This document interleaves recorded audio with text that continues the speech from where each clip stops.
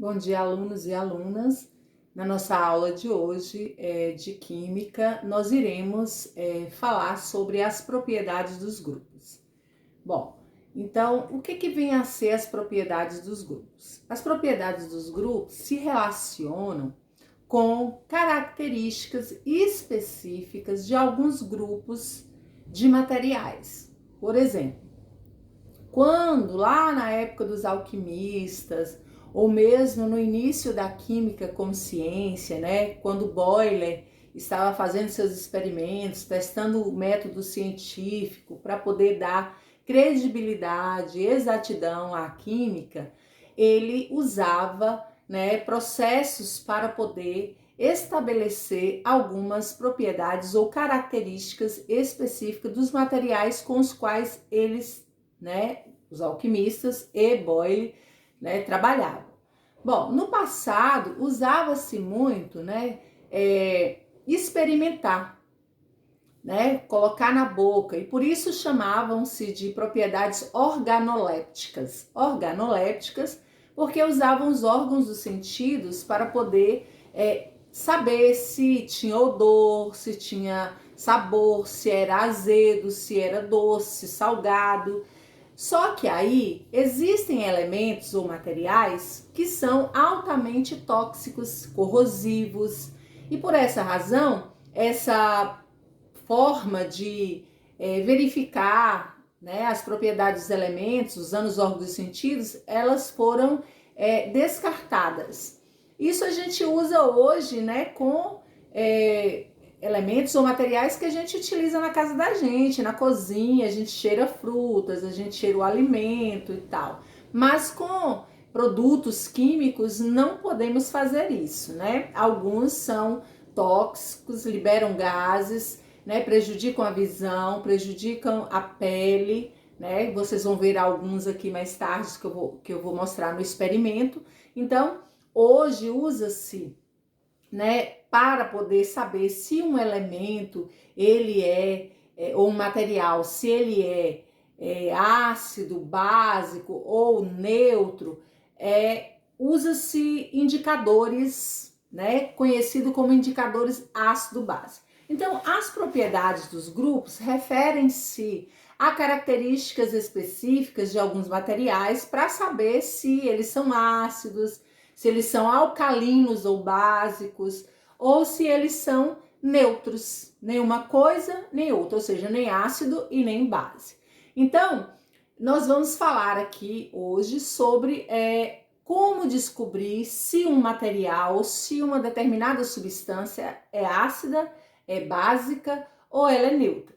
Então, vamos ver como que é feito para usar isso. Como eu estava dizendo, né, com os alquimistas, lá, né, antes de Cristo, quando começou-se a desenvolver a ciência química, mas ainda não era uma ciência, eles usavam indicadores base naturais, né? Hoje a gente tem muitos indicadores químicos, que são substâncias usadas, elas têm uma determinada cor, mas na presença de uma substância ácida ou de uma substância básica, ela muda de cor, ela modifica a sua cor.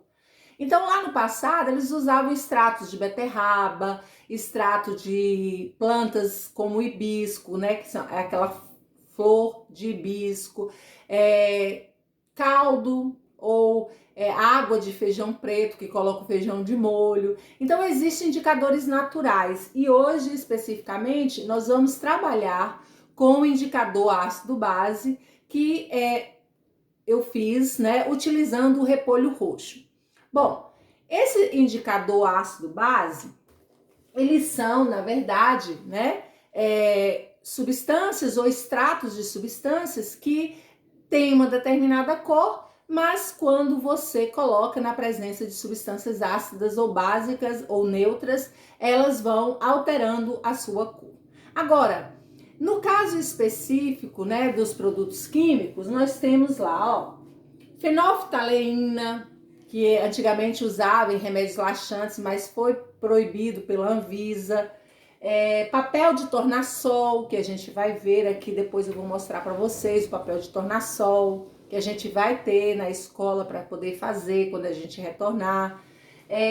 Alaranjado de metila, azul de bromotimol, que nós também temos, nós adquirimos alguns produtos para montar um laboratório portátil na nossa escola, já que a gente não tem um espaço específico, mas isso aí a gente vai utilizar lá, tá? Aqui hoje na nossa aula eu vou usar o indicador ácido base natural, que até o livro didático propõe, para que a gente faça com esse indicador. Bom, e os naturais, a gente vai ver o extrato de repolho roxo, que é esse que a gente vai utilizar hoje. Tem o de feijão preto, que é só colocar o feijão de molho. E esse feijão preto de molho, ele vai extrair, né, um caldo ali meio escuro, preto, né? Não chega a ser tão escuro, mas é um caldo escuro. Se você coloca esse líquido em substâncias ácidas, ele adquire umas cores específicas e em substâncias básicas, outra cor específica, certo? Bom, então vamos saber outros aqui. Tem extrato alcoólico de hibisco, extrato alcoólico de beterraba, que é só pegar a beterraba, cortar, colocar álcool e aí deixar um tempo que aí vai extrair a cor, né, ali para você utilizar como indicador ácido base. Bom, e o que esses indicadores eles podem verificar para a gente? Eles vão verificar o pH da substância. Então, o que é o pH? O pH de uma substância, ele é, né, o potencial hidrogeniônico. O que quer dizer potencial hidrogeniônico? Quer dizer a concentração de íons de H+, que tem. Então, o que é um íon H+? Todo mundo sabe que existem íons, que são cargas positivas chamadas de cátions e cargas negativas chamadas de ânions, né?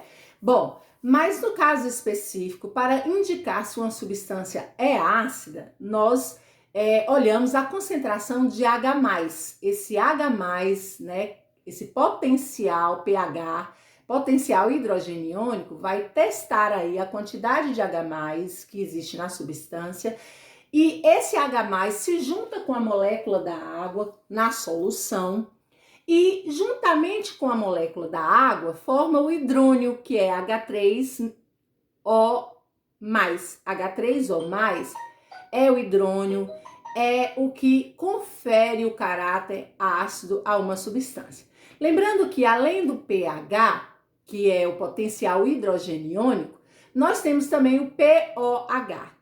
O pOH significa potencial hidroxiliônico. Então, se o pH confere a concentração de H+, que é o que determina a acidez de uma determinada substância, o pOH confere a quantidade de OH, que é a hidroxila, que determina o caráter alcalino ou básico a alguns materiais. Então, existe isso. Só que vocês vão ver, né, esse cálculo entre pH e pOH quando vocês estiverem estudando o equilíbrio químico, né, numa aula mais posterior. Mas agora a gente fala de pH. É importante saber o pH. Por que isso, professora? Porque está estudando pH? Porque exatamente existem, né, situações onde é interessante, tem que se observar. Por exemplo, para fazer um plantio, você precisa saber se o solo está com pH ácido ou não. Porque se ele tiver com pH ácido, algumas plantas podem não se desenvolver, né, como seria de costume. Então, o que vai ter que fazer se o solo tiver com pH ácido? Vai ter que usar a cal virgem, né, que é o carbonato de cálcio, para misturar com o solo e equilibrar a acidez. Quem já viu a mãe pegando casca de ovos e colocando em caqueiros de plantas? Aquela casca de ovos tem carbonato de cálcio. E aquilo ali, quando você joga no solo, né, em um determinado caqueiro, aquela casca ela vai interagir com o solo e vai adequar o pH, né, daquele solo e a planta vai crescer mais cheia de vida e tal. E a mesma coisa acontece com os aquários. Os aquários, se tiver com pH ou alcalino demais ou básico demais, não tem condição dos peixes sobreviverem, né? A água da chuva, porque também existem chuvas ácidas, elas prejudicam vegetações, prejudicam os meios aquáticos, as vidas aquáticas. Então, e no nosso cotidiano, shampoos, sabonetes, detergentes, tudo isso também vem com a determinação do pH. Por exemplo, se você usa um detergente cujo pH, né, ele está muito ácido ali, você pode ter sua mão toda despelada, toda descascada. Então, existem, né, produtos que vêm com pH determinado, até para a gente saber qual o prejuízo que isso pode causar à nossa vida. Bom, existe um aparelho específico que pode medir o pH, mas veja só, ele primeiro observa se o material ou a substância conduz eletricidade em meio aquoso, né? Ou seja, misturada em água, e depois que ele confere a condutividade elétrica, ele transforma em pH. E esse aparelho se chama pHmetro. O pHmetro, ele serve para poder medir o pH de alguma substância. Então, você coloca a substância no copo, coloca o circuito elétrico para ver se conduz eletricidade, e ali aparece parecendo uma calculadora, aparece um número transformado em pH. Bom, como que o pH ele é observado? Existe uma escala de pH que é variável entre o 0 e o 14. Bom, entre o 0 e o 14, por quê? Porque o meio dessa escala, que é o 7, ele é neutro. O que é neutro, por exemplo, na gente? A saliva, o sangue humano é um pouquinho ácido, ele é 7 ponto alguma coisa. Bom, lembrando que o 7 é neutro, a água pura, água da chuva, ela é neutra, pH 7. Abaixo de 7, até chegar no 0, nós temos ácidos. Quanto menor for, do 7 para baixo, mais ácida é a substância. Quanto mais alta for, ou seja, para lá do 7 até chegar ao 14, mais alcalina ou básica será a substância. Então, a gente vai ter, né, que verificar a alcalinidade e a basicidade e a acidez de uma substância, né, conferindo aí com alguns materiais. Bom, eu vou mostrar agora para vocês alguns experimentos para a gente poder ver se a substância é alcalina ou não. Primeiramente, eu vou mostrar o papel de tornassol para vocês verem, que é o mais usado, né, em laboratórios de química nas escolas, e nós vamos fazer o experimento usando o extrato de repolho roxo. Lembrando que propriedade dos grupos é observar se o material é ácido, é básico ou é neutro. Bom, como é que a gente olha isso? Verificando o pH. pH significa potencial hidrogeniônico. Bom, concentração de H+, né? Ou seja, pH é a concentração de H+, que confere acidez a uma determinada substância. Como que confere essa acidez? O H+ se junta à molécula da água, que é H2O. Então, H2O. Eram dois Hs, mas o H+ entra lá, fica H3O+. O hidrônio é o hidrônio que confere a acidez. Lembrando que existe também o POH, que é o potencial hidroxiliônico, que vai olhar a basicidade. A gente vai estudar isso depois, né, quando estiver estudando equilíbrio químico, né, de um determinado ambiente. E vamos então fazer nossos experimentos. Agora, explicando. Os indicadores naturais, eles têm uma substância chamada anticioninas. Anticioninas, gente, é uma substância que existe em vegetais e que confere uma cor específica a esses vegetais, como plantas, como frutas, como amora, né? Beterraba, uva, figo. Então, frutas que tem uma maçã, que tem uma cor mais viva, do vermelho ao roxo, né? Como vegetais, né? De um modo geral, como flores, né? Raízes, caules, nós temos a anticianina, que é essa substância que dá, né, essa cor mais viva a esses vegetais. Então, a gente vai poder agora fazer o experimento. Só um minutinho.